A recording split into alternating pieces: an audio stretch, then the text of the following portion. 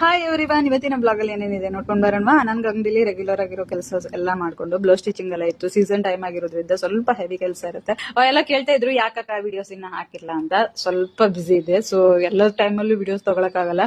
ಅದ್ರ ಮಧ್ಯದಲ್ಲಿ ಸ್ವಲ್ಪ ಹೆಲ್ತ್ ಅಪ್ಸೆಟ್ ಕೂಡ ಆಯ್ತು, ಅವಾಗ್ಲೂ ಪ್ರಾಬ್ಲಮ್ ಆಯ್ತು. ನೆಕ್ಸ್ಟ್ ನನ್ಗೆ ದಿಯಾನ ಮನೆ ಹತ್ರ ಬಿಟ್ಟು ನನ್ಗೊಂದು ಮೆಹಂದಿ ಫಂಕ್ಷನ್ ಇತ್ತು, ಸೀಮಂತದ್ದು. ನಾನು ರೆಡಿ ಮಾಡಿರುವಂತಹ ಮೆಹಂದಿ ನಾನೇ ರೆಡಿ ಮಾಡ್ಕೊಂತೀನಿ, ಪೌಡರ್ ಯೂಸ್ ಮಾಡ್ಕೊಂಡು. ಆಮೇಲೆ ನಾನೇ ಪ್ಯಾಕೆಟ್ ಮಾಡ್ಕೊಂತೀನಿ.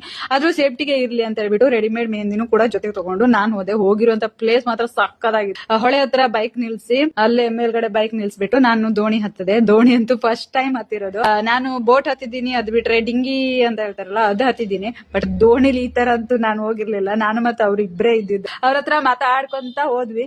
ನೆಕ್ಸ್ಟ್ ವ್ಯೂ ನೋಡಿ ಎಷ್ಟು ಸಕ್ಕದಾಗಿದೆ ಅಂದ್ರೆ, ಆಕಾಶಕ್ಕೆ ಭೂಮಿಗೆ ಆಕಾಶ ಹೊದಕೆ ತರ ಇದೆ ಅಂತ ಅನ್ಸುತ್ತೆ. ಸಕ್ಕದಾಗಿತ್ತು. ಅದ್ರ ಮಧ್ಯದಲ್ಲಿ ಅವ್ರು ಬೇರೆ ಫೋನ್ ಅಲ್ಲಿ ಕೂಡ ಮಾತಾಡ್ತಾ ಇದ್ರು. ನಂಗೆ ಒಂದ್ ಸೈಡ್ ಭಯ ಆಗ್ತಾ ಇತ್ತು.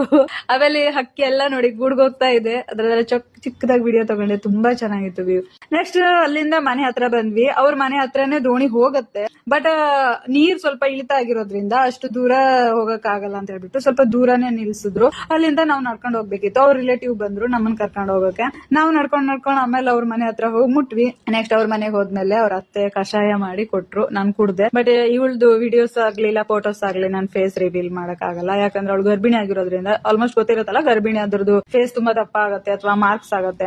ಅದಕ್ಕೋಸ್ಕರ ಅವ್ಳು ಬೇಡ ಅಂತ ಹೇಳಿದ್ಲು. ಸೊ ಅದಕ್ಕೋಸ್ಕರ ವಿಡಿಯೋದಲ್ಲಿ ಹಾಕಿಲ್ಲ. ನೆಕ್ಸ್ಟ್ ಅವರು ಹಾಲ್ ಅಲ್ಲೇ ಸ್ವಲ್ಪ ಡೆಕೋರೇಟ್ ಮಾಡಿದ್ರು. ಡೆಕೋರೇಷನ್ ಎಲ್ಲ ಚಿಕ್ಕದಾಗಿ ವಿಡಿಯೋ ತಗೊಂಡು ನೆಕ್ಸ್ಟ್ ಅವಳಿಗೆ ಮೆಹಂದಿ ಸ್ಟಾರ್ಟ್ ಮಾಡಿದೆ. ಈ ತರ ಬಂದಿತ್ತು ಫೈನಲ್ ಆಗಿ. ನೆಕ್ಸ್ಟ್ ನನ್ಗೆ ಇದಿಷ್ಟ ಹಾಕಿ ಮುಗಿಸುವವರೆಗೆ 9 ಗಂಟೆ ಆಯ್ತು. 9 ಗಂಟೆ ಆದ್ಮೇಲೆ ಅವ್ರ ಮನೆಯವರಂತೂ ತುಂಬಾ ಚೆನ್ನಾಗಿ ಟ್ರೀಟ್ ಮಾಡಿದ್ರು, ತುಂಬಾ ಚೆನ್ನಾಗಿ ಮಾತಾಡಿದ್ರು.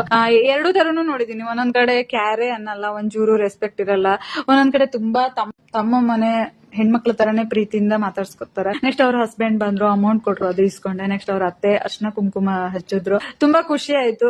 ಅವ್ರ ಹತ್ರ ಬ್ಲೆಸ್ಸಿಂಗ್ಸ್ ಎಲ್ಲ ತಗೊಂಡು ನಾನು ಹೊರಟೆ. ಆಮೇಲೆ ನಾನು ಒಬ್ಳೆ ಹೋಗೋದು ಬೇಡ ಅಂತ ಹೇಳ್ಬಿಟ್ಟು ಅವಳ ಹಸ್ಬೆಂಡ್ ಅನ್ನು ಕೂಡ ನನ್ ಜೊತೆನೆ ಕಳಿಸಿದ್ಲು. ಅವರು ಕೂಡ ದೋಣಿಯಿಂದ ಆ ಕಡೆ ಬಂದು, ಅಲ್ಲಿ ನನ್ ಬೈಕ್ ಇತ್ತಲ್ಲ ಅಲ್ಲಿವರೆಗೂ ನನ್ ಜೊತೆನೆ ಬಂದು ನೆಕ್ಸ್ಟ್ ಆಮೇಲೆ ನನ್ನ ಬಿಟ್ಟು ಅವ್ರು ಹೋದ್ರು. ಅದೇ ತುಂಬಾ ಖುಷಿ ಆಗುತ್ತೆ. ಒಬ್ಬೊಬ್ರು ತುಂಬಾ ಕೇರ್ ಮಾಡ್ತಾರೆ. ನೆಕ್ಸ್ಟ್ ನಾ ಪೆಟ್ರೋಲ್ ಹಾಕೊಂಡು ಮನೆಗೆ ಬಂದು. ಇವತ್ತಿನ ಬ್ಲಾಗ್ ಇಷ್ಟೇ ಆಗಿತ್ತು. ನೆಕ್ಸ್ಟ್ ಬ್ಲಾಗ್ ಸಿಗೋಣ. ಬಾಯ್.